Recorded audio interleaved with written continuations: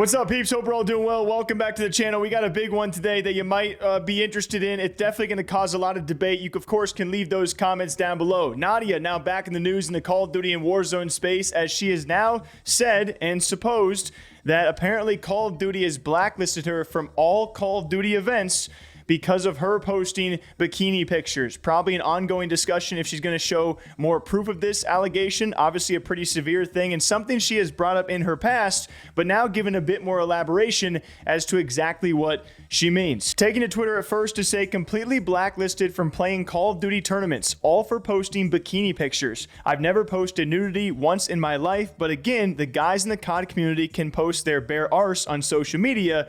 GG's. And at least to me, when I first saw this, that's a complete reference back to what she previously months ago had called out other COD creators for. That was she said she was not invited to COD Next because of her bikini pictures or pictures and content she had been posting, and then referenced people like Swag and Tfue and others like Aiden doing similar things in her eyes to the content that she posted. I think she later deleted that tweet, and for me, when I covered that situation on this channel, I thought it was a pretty crazy reference to make. The content that she has been making on third-party sites, of course, the pictures, you guys know what I'm talking about, albeit it's not nude content. I wouldn't classify it as, you know, as straight up adult content, but it's certainly, I would say, going that way. When you post these risque pictures and images, like, everyone knows what you're trying to sell, as opposed to a Warzone or Call of Duty streamer, or at least the ones you reference being Tfue, Swag, Aiden, and others.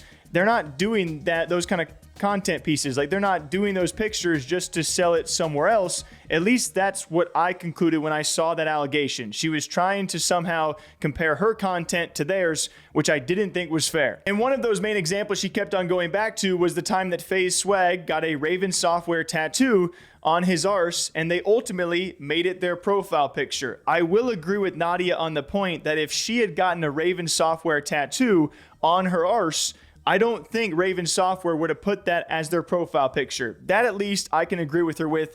I don't think we would have seen it. But you cannot sit here and compare the fact that Tfue and Aiden back in the Fortnite day for a meme did the bathroom selfies, and Aiden is always doing Aiden pictures, but they're not selling that content elsewhere, especially that more like lewd, suggestive content. I don't know how you would classify it as, guys. I've had some DMs back and forth. Nadia, despite what she has said to me, I've never subscribed to her content. I never will, and I won't be paying for that content. I'm perfectly happy in my relationship.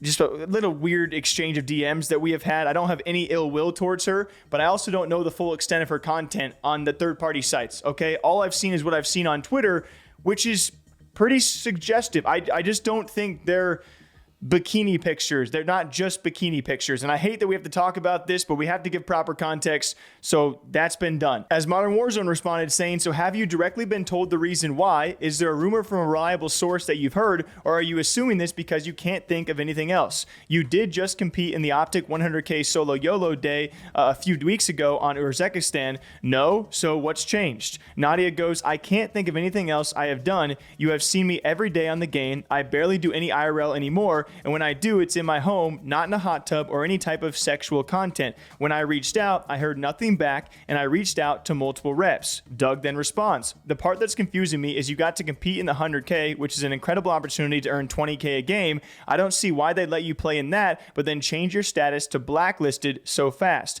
Have you tried to be someone's teammate who was a captain, and then Activision informed what captain they couldn't play with you? I believe that's what happened to FaZe Kaylee. This is a long time ago in the past, but she's now back competing. Nadia then says it's Sadie Hawkins, meaning the girls apparently actually are invited first, then they invite their duos. Oddly enough, back in September, they promised me a spot in their tournament. I have been ignored by eFuse every DM I send. Also, Shanice, I believe that's a COD rep, is no help. When I ask about what happened, they are all leaving me in the dust. And my response to that particular point is, if you look at eFuse, who is putting on the Arena event that Nadia also called out for not getting an invite to a couple days back, guys, eFuse is the same company behind Creator League, the league that shut down shortly after they found out it was tied to NFTs, Web3, that kind of stuff that was called out. Mr. Beast was involved. A lot of your big favorite creators were involved, including Optic and many other top names.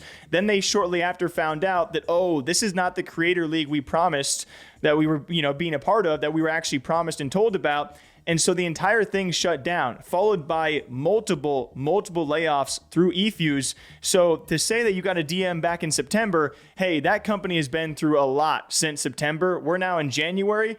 I don't know what happened in your DMs, but there's a lot of potential options as to why you didn't get an invite to this specific tournament. And the only point I was trying to get across, like, no, I don't really care that much. I'm just simply trying to explain that time and time again, when Nadia compares the content she does to other creators in the Call of Duty and Warzone space who are really just playing the game, but she's complaining about their one-off posts and somehow comparing that content to her bikini content, I don't think that's a fair one-to-one comparison. It also comes across as a bit entitled when you've been playing Call of Duty, and Warzone for 3 months straight, and then you come back and immediately feel entitled to be invited to whatever tournament you want, despite playing in tournaments recently. I'm just saying how I see it. If you guys disagree, feel free to do so down below. Again, I got no ill will towards Nadia, but we should be able to go back and forth and talk about these things of how I see it versus how she sees it, which is very different. She sees what other creators have gotten away with, that being swag, tweeting out arse pics of Raven Software tattoos,